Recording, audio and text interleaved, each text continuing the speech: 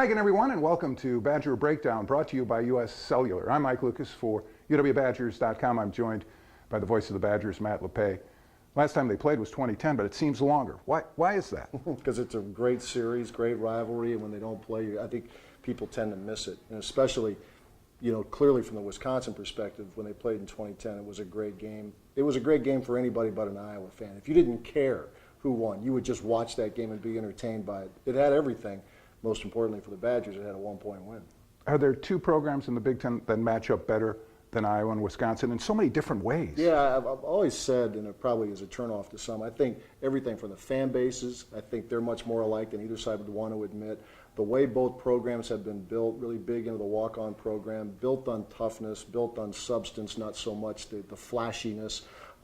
Clearly Iowa's had some ups and downs, but when it's been up, it's been really good, championship good, and clearly we've seen that with the Badgers as well, the championship tradition that really both programs have put together. And Wisconsin's already played in a couple of really tough venues this year, Arizona State and Ohio State, but this matches up with just about anybody else in this league and maybe the country. It does, because it's so close. They've renovated the stadium, as they've done just about every stadium in the Big Ten and beyond.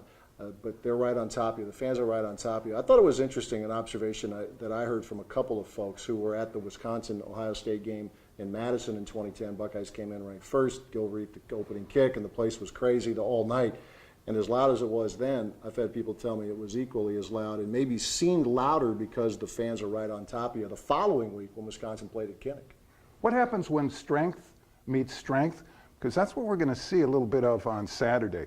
You've got a really good run defense in Iowa and a good running attack, obviously, with the Badgers. Yeah, you do, and it'll be interesting to see, with the fly sweep. We'll see if Wisconsin's able to have success with that. But the linebackers for Iowa, they really show up on the tackle stats. They're very good, but as Gary Anderson mentioned, those guys up front, Mike Hardy, Appleton kid, among those up front for the Hawkeyes, they're very stout. They're hard to move. I thought it was interesting last week, Northwestern, in that third quarter and in part of the fourth, was able to move the ball, running, not really doing anything fancy, but for the most part, Iowa's pretty stubborn about giving up a lot of yards. And one of the more improbable statistics illustrates what Matt was just saying.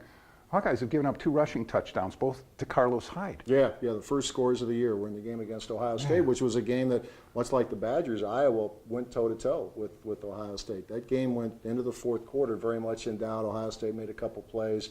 Iowa didn't late in the game, but they made it tough. Braxton Miller ended up doing what he does, turning nothing into something. But the way Iowa was able to not just be stubborn at times defensively, but move the ball on the ground, and also got a couple big hits. This is a tight end friendly game. One of their tight ends, Jay Duzey, had a big game against Ohio State, including a long touchdown reception. Well, we've just been talking about some of the similarities between these programs, and then now you look at the Iowa offense, and you just mentioned the tight ends and the play-action game. What does that remind you of? Exactly. They like to run the ball, and what Iowa has this year that it hasn't had a lot of lately is depth at the running back position. That's been a position group that has just been torn apart by injury the last few years, and they've had better luck there. Mark Wiseman, Bullock has also come in, and they've got a freshman who's come in and has done some good things. They run, they set up the play action. Jake Rudock has been good. They don't sack him very much. He moves pretty well, better than you might think.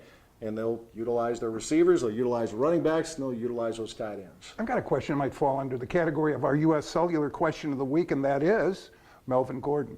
Will there be more incentive for Melvin, who verbally committed to the Hawkeyes, or more incentive for that defense who would like to shut him down? I'm thinking maybe Melvin. At first it might be more the defense, but I'm thinking, and Melvin is expecting to hear it a little bit. We've talked about how close those fans are to the bench, so I imagine those fans who sit close to the bench will offer up a few pleasantries, so maybe that'll, I don't know if he needs a lot of motivation because he's pretty good anyway, but if that turns him up a notch or two, then maybe that's not a bad thing. Now, I know that the top teams in the BCS are all working on style points. That's really big, really important.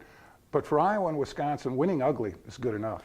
Probably is. I think if you're Wisconsin, I don't think they talk about it in these offices here a whole lot, Mike, but you're trying to get into the top 14 of the final BCS standings. But I think right now, just win. It's going to be hard enough in the month of November to win these 5 games. So if it's 12-10, if you have 12, thank you very much. Give me the trophy. Move on to the next game. I think you take it. Tiebreaker on Saturday, 42-42-2. Isn't that fitting? Yeah, that's a rivalry. That's not a hammer against a nail. That is a rivalry, and they've torn each other's hearts out with big games in the other guy's stadium.